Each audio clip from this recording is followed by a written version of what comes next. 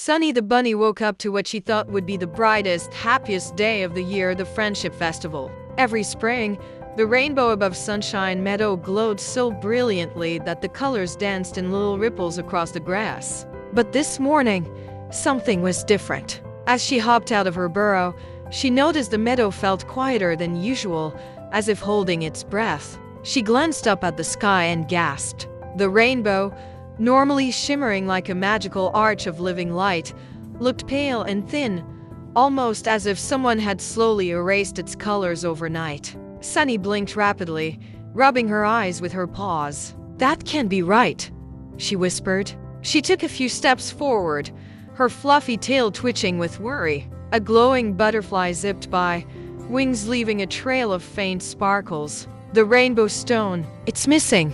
it cried before fluttering off again. Sunny's heart fluttered as well. Nothing in the meadow worked without the rainbow stone. Determined, she gathered her courage. "I have to find out what's going on," she told herself. She hopped toward the rainbow hill, unaware that this day would become an adventure greater than anything she'd ever imagined. Sunny reached the center of Sunshine Meadow, where her friends were setting up festival decorations. Benny the bear tapped his big parade drum, its rhythm warm and steady. Leela the ladybug carefully placed tiny lanterns along the pathways, her wings shimmering in the soft light. Max the mouse arranged colorful fruit bowls on a wooden table, humming happily until he noticed Sunny's worried expression. "Sunny? What's wrong?" Max squeaked. Sunny pointed toward the fading rainbow. The friends gasped as they turned to look. Leela's antennae drooped. "It looks sick," she said softly. Benny scratched his head. "But the rainbow stone always keeps it shining. It can't just disappear." Sunny explained what the glowing butterfly had said. The friends exchanged anxious glances. Everyone knew the rainbow stone powered the meadow's harmony. Flowers bloomed brighter, lanterns glowed longer, and even Benny's drum sounded richer when the stone was strong. "We can't have the Friendship Festival without it," Max said. "What if the meadow starts losing its colors too?"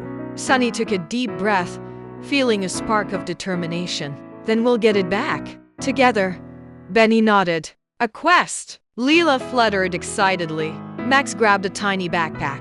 And just like that, their adventure began. The friends entered the Whispering Woods, where tall trees swayed gently and leaves rustled like soft voices sharing secrets. Sunlight trickled through the branches in golden patches, guiding them deeper inside.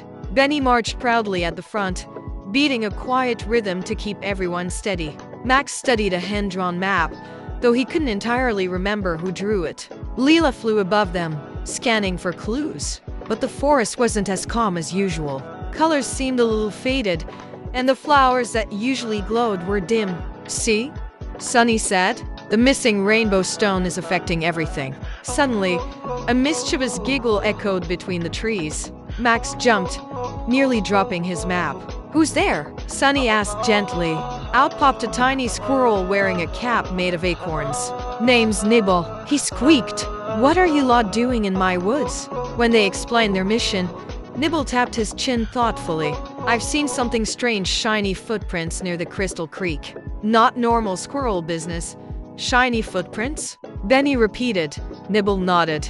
"I can take you there. But the creek's been acting weird, so stay close." With a new friend and a new lead, they followed Nibble deeper into the whispering trees. Crystal Creek sparkled even on cloudy days, its water shimmering like liquid diamonds. But today, the water was dull and murky, swirling in slow, tired circles. Leela landed on Sunny's shoulder. "The colors are fading here too," she said quietly. Nibble pointed toward the creek's edge. "There, the shiny footprints." The group leaned in. Indeed, a trail of glowing, rainbow-tinted footprints stretched along the bank.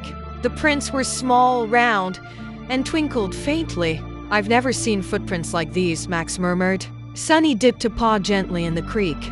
A faint pulse of color rippled outward. "It's like the creek is calling for help." Benny kneeled to inspect the prints. "Whoever made these, they must have been carrying something powerful." Nibble nodded eagerly. They went toward the Twinkle Caves. Leela fluttered. "The caves? But they're dark and twisty." Sunny stood tall. "Then that's where we need to go." Nibble cleared his throat. "One more thing. Creatures in the caves can be a little jumpy." So no loud drum banging. Benny hid his drum behind him.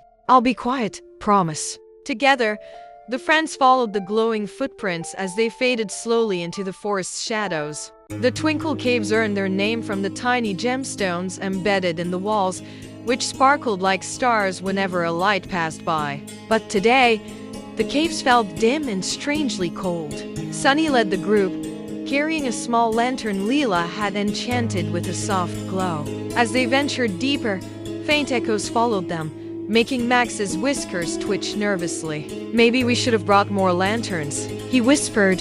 Suddenly, a low rumble echoed through the cavern. Benny instinctively grabbed his drum, but Sunny shook her head. Remember, no loud noises. We don't want to scare anything.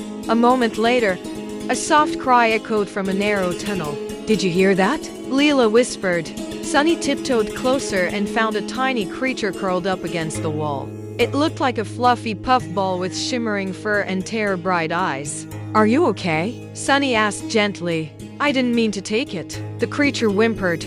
I just wanted to make something pretty. Take what? Max asked. The puffball pointed a trembling paw deeper into the cave. The rainbow stone shard. I thought it was just a shiny rock. The friends gasped. They were finally close to the truth. The small puffball introduced herself as Glimmer. Her fur glowed in soft pinks and blues whenever she sniffled. I found the shard near the creek, Glimmer explained. It sparkled so beautifully, and I wanted to use it to decorate my nest. Sunny smiled kindly. You didn't know it was important. Glimmer nodded sadly. But then everything started losing color, even my own glow. Benny leaned closer. A shard. The rainbow stone broke. Glimmer wiped her eyes. I only found one piece. But I saw someone else take the rest. Who? The friends asked in unison. Glimmer's fur turned pale with fear. A shadowy figure, tall, wearing a cloak of mist. They whispered something about collecting magic.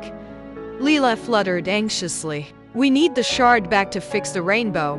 Glimmer gently pushed a gleaming fragment from her nest. It shimmered like a tiny piece of morning sky. Sunny held it carefully. We'll make things right, she promised. But we need to find the cloaked figure. Glimmer shook off her fear. I'll guide you. I know the tunnels better than anyone. With the shard glowing faintly in Sunny's paws, they followed Glimmer deeper into the unknown. The deeper tunnels twisted like braided vines, echoing with faint drips and distant sighs. Glimmer led the group with confident hops, her glow lighting the path. Suddenly, they entered a cavern lit only by a pale, swirling mist. In the center stood the cloaked figure, tall, shadowy, and holding a shimmering pouch.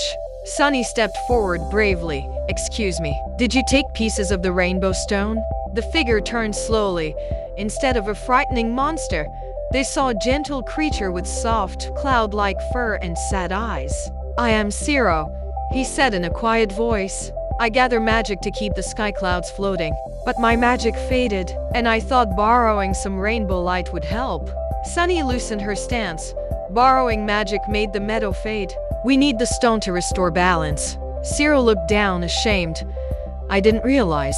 I only wanted to keep the clouds from falling. Benny stepped forward.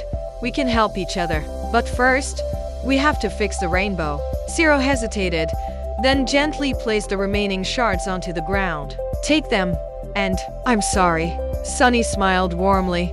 Thank you, Zero. Maybe we can help your clouds too after we fix the meadow. The friends carried the shards back to the hill where the weakened rainbow flickered weakly. Zero floated beside them, determined to fix the mistake. Sunny placed the shards gently into the stone's base. The pieces quivered as if remembering their purpose. Ready? Sunny asked. Everyone nodded. Leela sprinkled lantern dust. Max tapped a soft rhythm on a pebble. Benny hummed a deep melody, and Glimmer added a warm glow from her fur. Zero released a gentle breeze that lifted the shards into the air. A brilliant flash burst from the center of the hill, then the rainbow surged back to life, exploding into vibrant waves of color that rolled across the meadow. Flowers brightened, lanterns sparkled, and Crystal Creek returned to its dazzling shine. Even the whispering woods regained their whispery charm. Zero looked up in awe. The clouds, they feel lighter already, Sunny beamed. That's the power of sharing and understanding. The Friendship Festival began with more color than ever before. Zero joined the celebration, Glimmer danced happily, and Benny's drum echoed joyfully across the meadow. Sunny looked at her friends, heart warm. Today showed us something important, she said. Friendship's magic shines brightest when we work together.